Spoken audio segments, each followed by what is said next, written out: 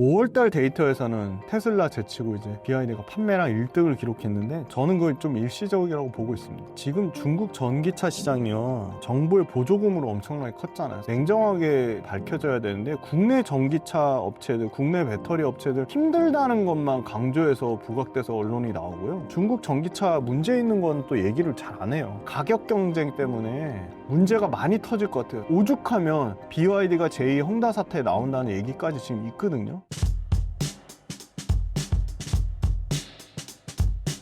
BYD는 다른 전기차 경쟁자들을 제치고 시장을 장악할 수 있을까요? 5월달 데이터에서는 테슬라 제치고 이제 BYD가 판매량 1등을 기록했는데 저는 그걸 좀 일시적이라고 보고 있습니다. 지금 중국 전기차 시장이요, 정부의 보조금으로 엄청나게 컸잖아요. 사실 그런 부분이 조금 냉정하게 좀 잘 공정하게 밝혀져야 되는데 국내 전기차 업체들, 국내 배터리 업체들 힘들다는 것만 강조해서 부각돼서 언론이 나오고요. 중국 전기차 문제 있는 건 또 얘기를 잘 안 해요. 상당히 문제가 있다고 봅니다. 좀 공정하게 중국 BYD가 어떤 문제가 있고 중국 그 CATL이 어떤 문제가 있고 그런 것도 같이 중요도 있게 좀 다뤄줬으면 좋겠어요. 그게 너무 그 기사의 편중 현상이 심한 것 같고, 중국 전기차 시장은 지금 가격 경쟁 때문에 상당히 문제가 많이 터질 것 같아요. 오죽하면 제2의 헝다 사태, 부동산 난리 났었잖아요, 헝다. 그것처럼 BYD가 제2의 헝다 사태에 나온다는 얘기까지 지금 있거든요. 제가 초반에 그 BYD 부채, 빚 관련돼서 한 8조로 기사를 봤는데 그게 실제로는 뭐 150조, 200조까지 커질 수 있다는 얘기를 해요. 왜냐하면 BYD가 그 밑에 협력업체들한테 지급하지 못한 돈 어음이 있잖아요. 미지급금 어음 끄는 것만 70조가 넘는다고 합니다, 지금.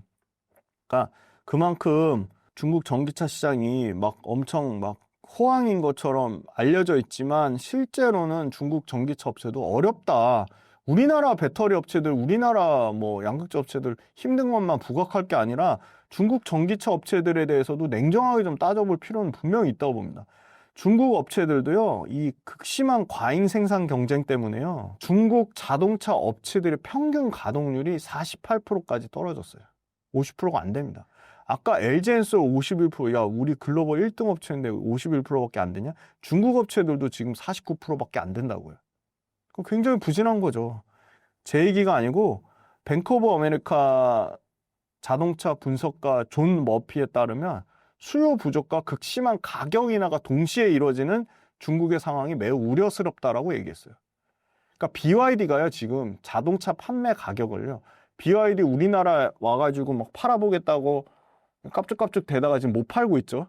BYD가 지금 가격을요, 판매 정책을 어떻게 하냐면요, 지금 35%에서 40% 가격 인하 정책을 하고 있습니다. 반대로 얘기해 드릴까? 현대기아차는 지금 미국에서 인센티브를 줄이고 있습니다. 싸게 안 팔겠다는 거예요. 현대기아차 이번에 관세 붙이나 안 붙이는, 우리 7월 달에 관세 25% 나와? 10% 가격 인상할 거야 그랬어요.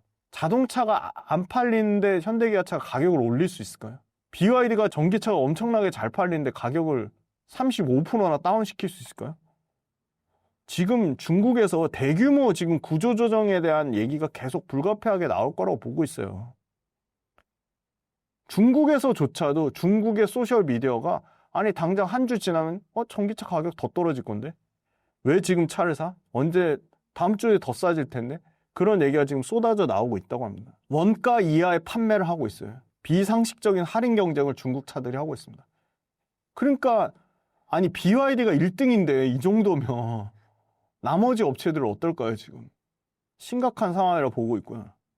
그리고 저는 오늘 기사난 중국의 체리 자동차가 왜 중국의 CATL한테 발주를 안 주고 LG엔솔한테 발주를 줬을까? 1조 넘는 금액을. 좀 그것도 생각해 볼 필요가 있다.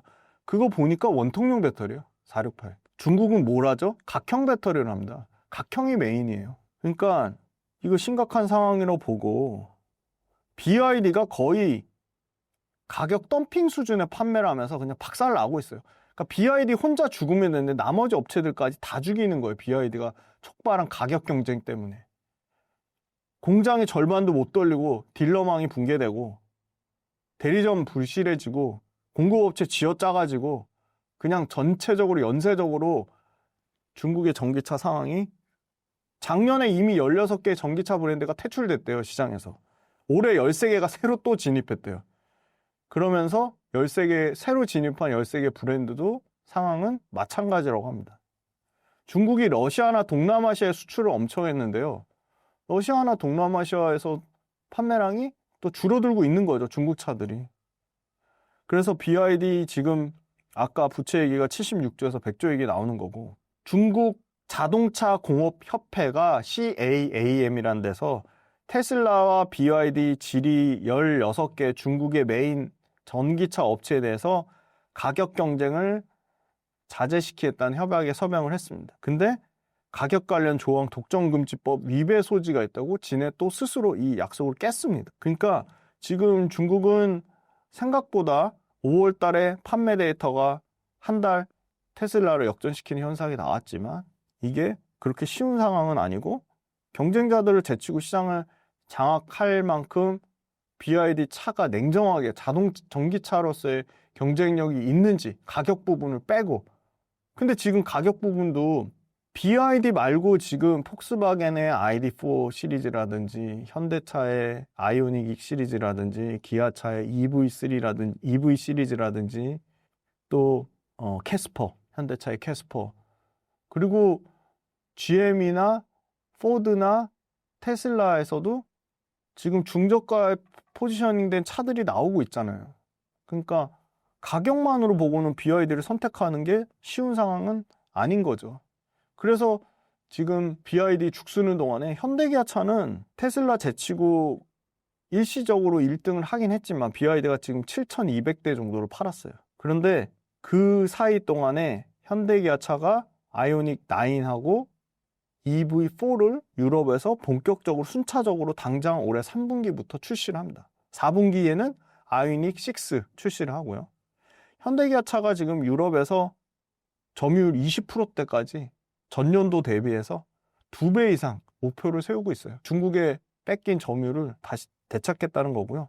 현대차 프리미엄 브랜드 제네시스가 GV60, GV70, GV80이 전기차 라인업을 중심으로 유럽에서 본격적으로 진출하려고 하고 있습니다. 그러면 지금 이미 BYD가 유럽 시장에서 상당히 많이 점유율이 올라온 부분을 또 유럽의 자체 업체들한테, 예를 들어 폭스바겐, BMW, 그리고 스텔란티스, 그리고 현대기아차의 이런 제네시스 시리즈, 아이오닉 시리즈, EV 시리즈, 캐스퍼 이런 차들한테 계속 뺏기지 않을까 그렇게 보고 있어요. 왜냐하면 유럽에서 실제 좋은 차, 차별화된 디자인, 그리고 차별화된 성능, 이제 차별화된 가격까지 잡으려고 하는 현대기아차, 그리고 유럽의 원래 완성차 업체들, 유럽에요. 지금 체코하고 튀르키예 현대 공장을 지금 두 곳 중심으로 생산량을 오히려 늘린다고 합니다. EV3랑 유럽의 판매명은 잉스터입니다. 잉스터. 캐스퍼 EV가 너무 잘 팔려가지고.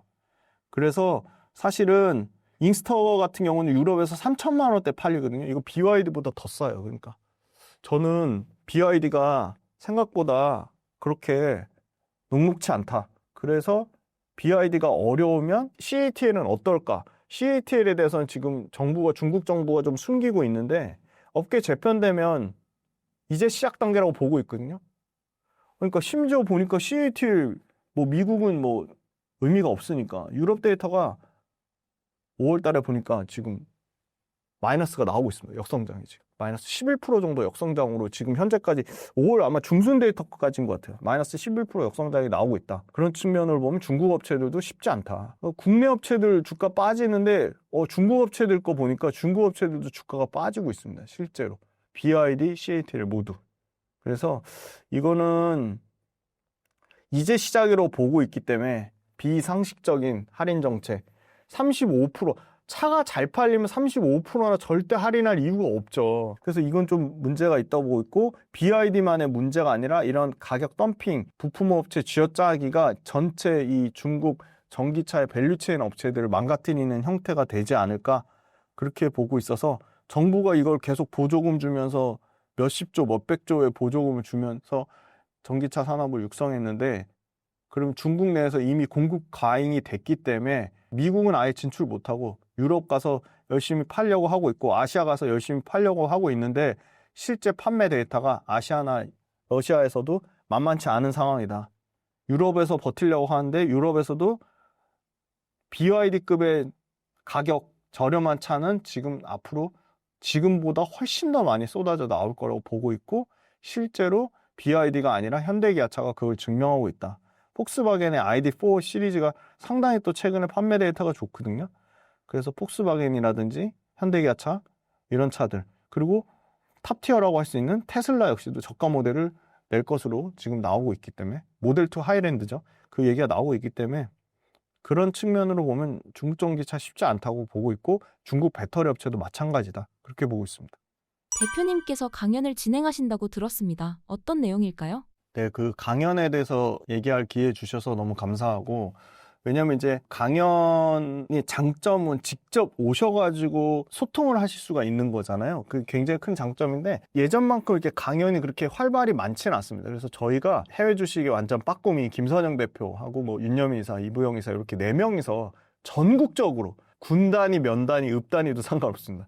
전국적으로 지금 강연을 다니려고 하고 있고 5월 달에 30분 넘게 오셨어요. 서울에서 해서. 그래서 6월 달에 6월 21일 날 서울 신촌 쪽에서 토크쇼 형식으로 새로운 정부가 출범했잖아요. 그래서 새로운 정부 시대에 맞춘 주도주 그리고 미국 주식 어떻게 해야 되는지 비트코인 어떻게 해야 되는지 그런 얘기를 6월 21일 신촌 홍대 이쪽에서 강연회를 하니까 많은 관심과 참여 부탁드리고 소통하실 수 있고 강연 일방적인 강연으로 끝나는 게 아니라 계속 끝나고 네트워크 시간을 가질 거예요. 지난번에도 너무 반응이 좋았습니다. 그때도 1시간 반 동안 그때는 또 케이터링 업체까지 붙여서 밥도 먹으면서 같이 우리 또 대화하고 그랬거든요. 그래서 궁금하신 거 많으실 텐데 미국 주식도 상관없고 국내 주식도 상관없고 비트코인도 상관없으니까 오셔서 궁금한 거 많이 물어보시고 저희하고 소통하시고 그러면 좋을 것 같고 지방을 갑니다. 원래 부산 가려고 했는데 7월 12일 피디님이 요거 고정 댓글 달아주실 텐데 그 지방 부산 아니어도 상관없습니다. 보니까 대구로 와달라고 얘기하시는 분들도 많고 그래서 신사임당 구독자분들 중에 강연 같은 거 가서 뭐 이렇게 질문도 하고 이렇게 소통하고 싶으신데 서울이 아니라서 못 오시는 분들 지방 강연 저희가 어디든 갈 겁니다. 그래서 부산도 가고 대구, 대전, 뭐 광주, 울산 뭐 어디든 상관없으니까 지방 강연 많이 신청해 주시면 저희가 김선영 대표, 윤여민 이사, 이부영 이사 이렇게 넷이서 전국적으로 지방 다니려고 하고 있으니까 지방 강연에도 많은 신청 부탁드리고 지방 강연 1탄은 7월 12일입니다. 현재로서는 부산, 대구가 유력한데 다른 지역 있으면 어디든 말씀해 주시고 6월 21일에 서울에서는 신촌 요번 주 토요일이네요. 요번 주 토요일 날 신촌에서 새로운 정부 출범한 주도주 관련돼서 한국 주식, 미국 주식, 비트코인 얘기할 거니까 좀 많은 참석 부탁드리겠습니다. 신사임당 구독자분들께 한마디 부탁드립니다. 이게 참 주식이 어렵죠. 미국 주식 좋을 줄 알고 미국 주식 넘어갔는데 미국 주식은 주춤하고 한국 주식이 코스피 지수가요, 지금. 오늘 또 기준 보니까 2940선을 얼마 만이야? 41개월 만에 돌파했어요. 어렵지만 또 너무 재밌어요. 절대 주식으로 쉽게 돈 벌 수 없습니다. 근데 일단 긍정적인 마인드는 좀 유지하시고 남 비난하고 비판하고 이러신 것보다는 그 시간에 진짜 우리나라 조선업체가 이렇게 대단해? 우리나라 방산업체가 이렇게 대단해? 우리나라 반도체 업체가 이렇게 대단해? 우리나라 제약바이오가 글로벌 빅파마랑 막 기술 이전을 해? 오늘 안타깝게도 바이오 얘기는 하나도 못 해드렸어요. 다음 달에 제가 또 너무나 재미난 로봇 얘기랑 바이오 얘기, 전기차 얘기 또 업데이트 해드릴 테니까 업종에 대해서 관심을 많이 가지시고 항상 체크하세요. 주가가 이렇게 올라왔는데 그 회사가 이익도 같이 따라 올라오고 있나? 주가가 이렇게 올라왔는데 사람들의 기대값은 낮아. 멀티플이라고 하죠. 이익과 기대값의 이 시소관계 계속 생각해 보시고 방산 너무 비싼 거 아니야? 방산 비싼데 이익이 미친 듯이 개선된데 그 방산 주가와 이익의 관계 방산 너무 비싼 거 아니야? 근데 사람들 기대값은 없어. 그럼 사람들 기대값 올라오면 주가는 더 올라갑니다. 사람들 기대값과 주가의 관계 그거 계속 따져보시고 내가 투자한 거 수익 많이 났어요. 더 갈 수 있죠. 조금 수익 실현하세요. 왜 그러냐면 다른 사람한테도 기회를 또 주는 겁니다. 그러면 내가 현금화하면 거기서 또 새로운 기회가 너무 중요한 거예요. 현금화를 하시면 새로운 기회가 열리는데 나 이거 두산 200% 먹었는데 500%갈 거야. 나 두산 절대 안 팔아. 그러면 새로운 기회도 또 날리시는 겁니다. 왜? 오늘 제가 준비한 거 못한 거 중에 다음 시간에 꼭 말씀드릴게. 정보 수혜주 중에 지주사가 있어요. 지주사 주가 많이 올랐는데 지주사 계속 보셔야 될 것 같아요. 그래서 지주사 관련돼서 오늘 말씀 못 드려서 너무 아쉬운데 이렇게 기존 조선방산 원전 말고 지주사라는 또 새로운 게 주도주가 막 나오죠. 하반기에 또 바이오 좋을 것 같은데 바이오 또 막 주도주 로봇 막 주도주 나오죠. 그러면 조선방산 조금 내려놓고 바이오나 지주사 조금 갈아타시는 거예요. 그러면 거기서 또 새로운 기회가 생깁니다. 그래서 너무 껄무새라고 하잖아요. 나 이거 두산 갖고 있으면 500% 100% 되고 그건 껄무새고요. 조금 수익 났으면 정리해서 새로운 주도주로 좀 갈아탄 생각을 해보시라. 그래서 현금 비중은 저 현금 비중이 제일 중요한 것 같아요. 아무리 지금 코스피 지수가 뭐 2,900이든 뭐 3,000이든 현금 비중 항상 20에서 25% 정도는 새로운 기회를 위해서 항상 현금 비중 20에서 25% 가지고 계시면 좋을 것 같고 매일매일 시황이 궁금하거나 시황 대응이 어려우시면 빌리언스 캠퍼스라고 그 구독 모델 있으니까 거기에 제가 매일매일 정리해 드리니까 구독 모델도 좀 많은 관심 부탁드리겠습니다.